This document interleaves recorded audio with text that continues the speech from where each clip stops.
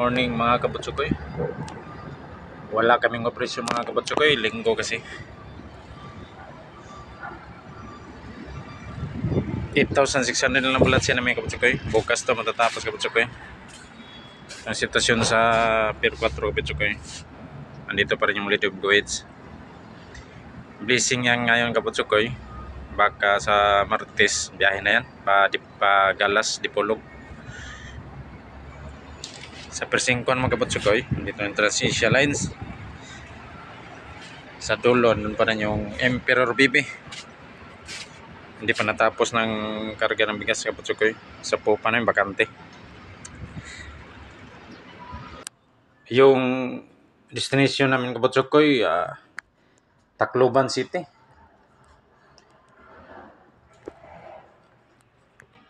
Saka yung karga namin kabutsukoy, 53,000 lang na semento.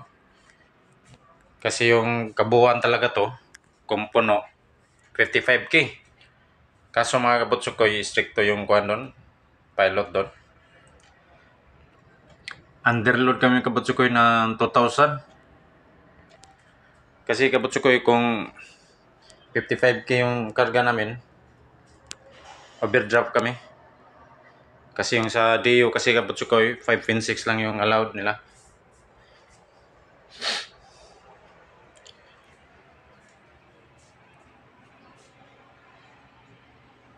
Amping mga kabutsukoy, God bless sa lahat.